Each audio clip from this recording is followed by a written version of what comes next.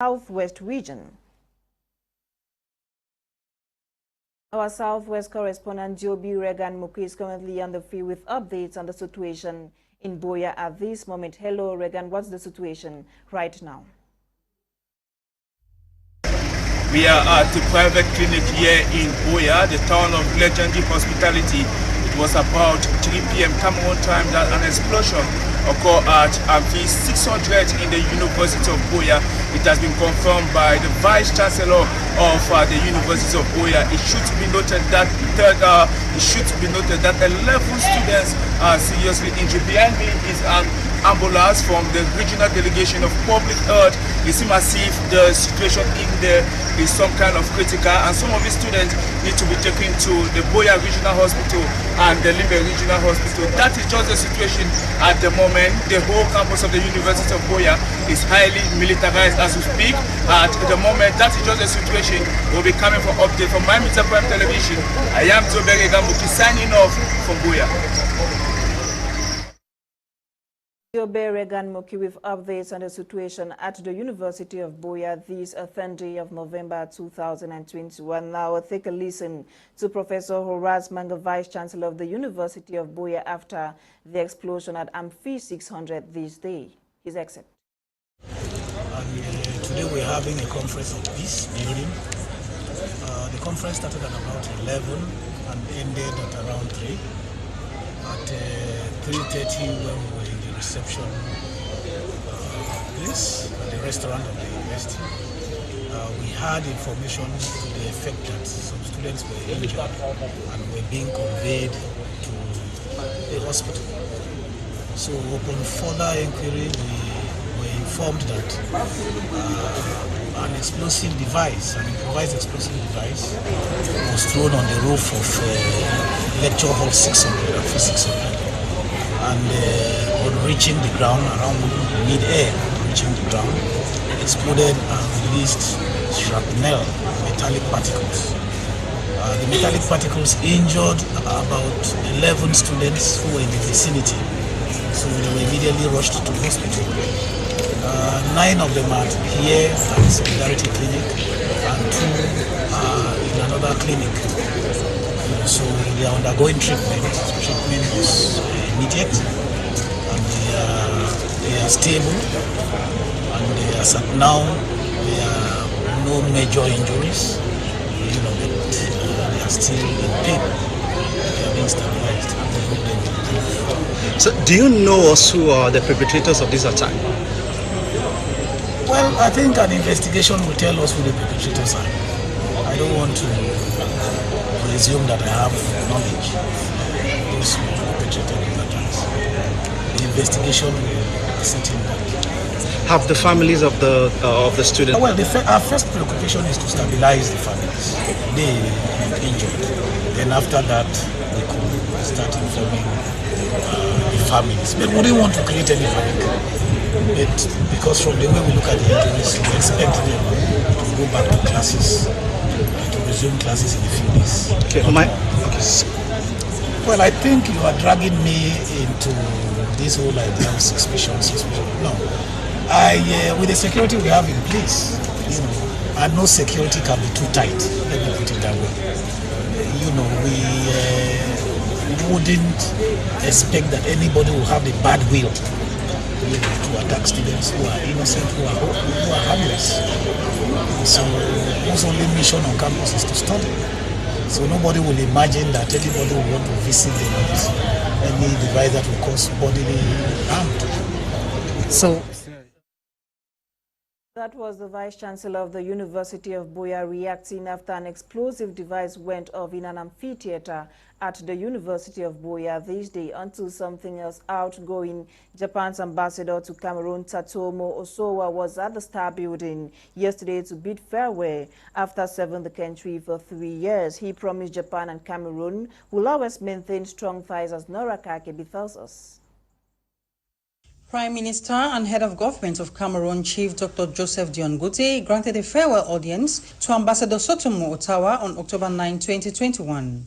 The Japanese diplomat who arrived in Yaoundé on October 9, 2018, will be leaving the country early November this year, after having spent 3 years working for the consolidation of bilateral relations between Cameroon and Japan. Considering that the Japanese diplomat is at the end of his diplomatic mission in the country, Sotomo Ottawa paid a visit to the Prime Minister yesterday to say goodbye.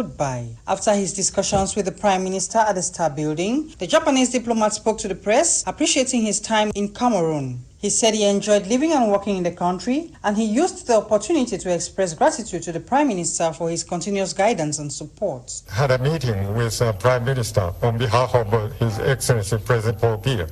I told him that I'm very satisfied with my work and my life in Yaoundé. During the 3 years, our relation developed greatly. The ambassador also disclosed that he signed several agreements with the government to enable the implementation of the presidential plan for the reconstruction and development of the Northwest and Southwest regions. The agreement was for Japan to make available the sum of 1.5 billion for the rehabilitation of water points and health centers in Fako Division.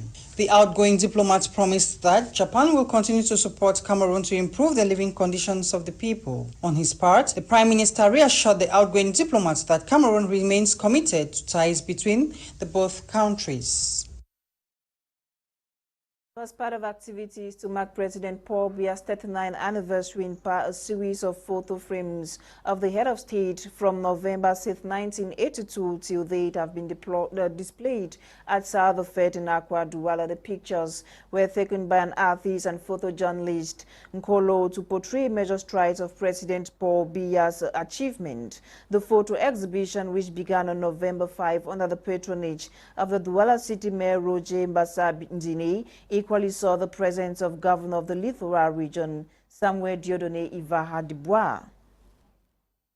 I'll take a listen to the Governor of the Littoral Region, Samuel Ivaha-Dieudonné, after the event. Et les nouveaux bâtiments qui ont surgi, en fait c'est une ville de Douala qui en 39 ans s'est totalement métamorphosée. Et nous voulions rendre hommage au président de la République. L'on remarque chaque cadre. That was Wala, the city mayor for Douala, reacting. Now, a young Cameroonian biochemistry researcher at the University of Yaoundé has developed a plant-based treatment for leukemia. The plant-based product is currently under scrutiny and could be adopted as a solution to the terminal disease. Eileen Sama with details in the following report.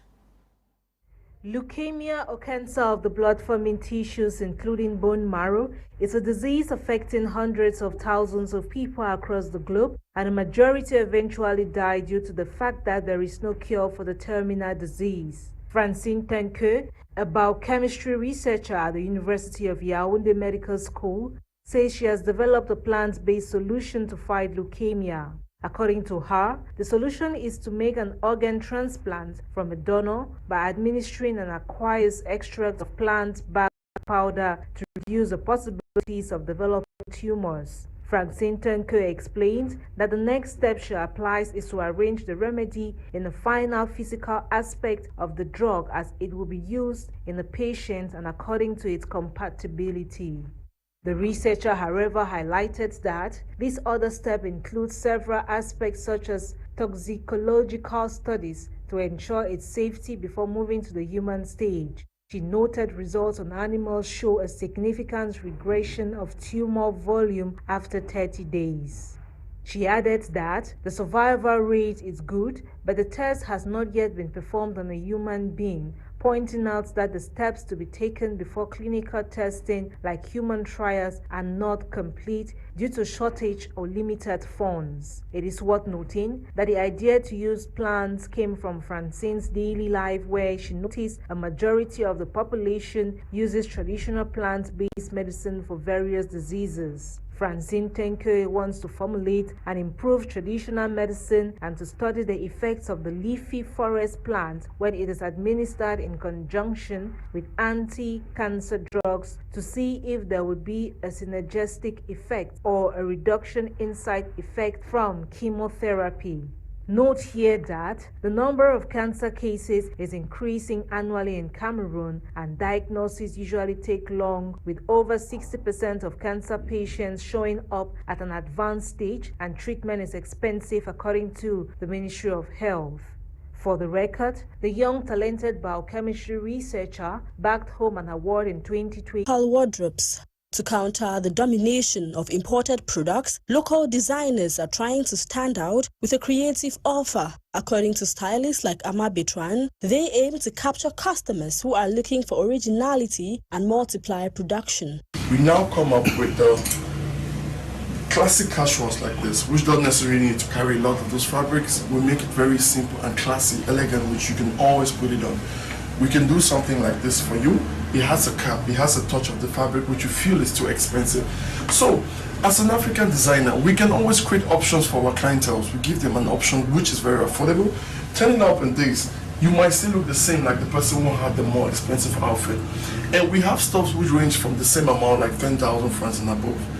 So we are now trying to create a market where everybody can reach out to something. Several other brands have flourished with the aim of achieving significant circulation while expressing their uniqueness. Brands that intend to seduce customers by symbolizing made in Cameroon. We have a lot of events that will require African and made in Cameroon outfits. You know, we've lived in a culture where a lot of people have been wearing suits to weddings, but right now, I think what attracts people more to what you wear are stuff that we create ourselves, our culture. Things have been dominating the market like the atogo, the handmade, the bamileke, and all of that. When you wear that to a Cameroonian occasion, even in Cameroon and abroad, you stand different. So I've been trying my possible best to create new designs. The promotion of local production, however, seems to be difficult as it is rather expensive, a deficit which the designers blame on high cost and unavailability of inputs. The fabrics itself, they're a little bit expensive. Like when it comes to our Northwest, our Bamenda outfit, look like, for example, this fabric, this is a beautiful African fabric. It is called Ndo. It's from the Western region, the Bamilekes. It happens to be one of the most expensive African fabric. A meter of it is 50,000 francs. So imagine you have to style an outfit like this. I sell this 200,000, 750,000. Averagely, a normal worker, based on our Cameroon's economy, how things are difficult right now, thinking about moving 150,000 maybe to spend on an outfit like this, knowing you can get you like 15 Western casuals. I think a lot of people prefer to go for that. In reality, Cameroon still imports more clothes. In 2019, the country spent more than 100 billion francs CFA to import over 121,000 tons of textile materials, with nearly 4 billion on second-hand clothes. The local textile industry, still in its infancy, is therefore suffocated. Today, November 10 is observed worldwide as Science Day for Peace and Development. Today highlights the important role that science has played in society. It is commemorated this year under the theme Building Climate-Ready Communities, as Catherine Ekongwe tells us in the following report. From the plants in the universe to the electric gadgets we have, science is everywhere celebrated on the 10th November of every year. World Science Day for Peace and Development acknowledges the important role that science plays in the society and its relevance in our day-to-day activities. It also highlights the needs for engaging in debates regarding emerging scientific issues. It offers everyone to engage in scientific activities and debates revolving around science. The year 2021 marks the 20th edition of World Science Day for Peace and Development, with climate change becoming a serious threat to the life of billions of people and the planet. This year is celebrated under the theme Building Climate-Ready Communities. In as much as science has played a great role in climate change, science has also gone a long way enhancing the production of machines and other technologies which we use in our daily lives. And our health page, our reporter Bokengo Wari took interest on the effect of diabetes on vision, risk factors, and prevention of the number one cause of blindness. Bokengo Wari in the following report. Diabetic retinopathy is an eye disease that is most common in persons suffering from type 1 and type 2 diabetes, having 4 stages starting from mild non-proliferative to proliferative. Diabetic retinopathy is a disease that comes as a result of damaged blood vessels in the eye's tissue, especially the back of the eye. Triggered by poor control of blood sugar level, diabetic eye disease is the leading cause of blindness, vision loss in persons of working ages, that is from 20 to 72 worldwide. According to research, many persons suffering from diabetic retinopathy, that's about 95 million diabetic patients worldwide, are unaware of their status, as well as at risk of blindness, as the disease will be left untreated and progress from mild to severe over time. However, acting promptly on persistent symptoms such as poor night vision, impaired colored vision, flutters and flashes, blurred vision, by means of visiting the hospital for checkup, as well as managing blood sugar level, cholesterol levels, blood pressure, and some measures to help prevent the disease. Nonetheless, adding foods and fruits such as spinach, pear, tomatoes, banana, okra, oranges, cabbage, nuts, rice, carrots, oatmeal, peas, lean meat, and more, as advised by health personnel, is essential in combating diabetic retinopathy, as well as reduce the estimated 43 million cases of blindness worldwide. And to news out of the country, we visited Benin, Central African Republic, and Niger, where bodies of more than 20 students killed in a fire incident at the Maradi city have been buried. Get full details right ahead. We begin in Niger, where the bodies of more than 20 children killed by a fire in a school were buried on Tuesday, November 9, 2021, in the city of Maradi. 3 classrooms made of straw were consumed by fire at the AFN pre-nursery and primary school in Maradi on Monday, October 8, 2021, and 3 days of mourning declared in the region. Following the sad incident, officials banned the construction of classrooms with straw and wood across the country. Meanwhile, President Mohamed Bazoum recently promised to replace the wooden structures. From Niger, we move to Benin, where France has returned 26 of the country's treasures looted in the 19th century during the colonial era that had been exiled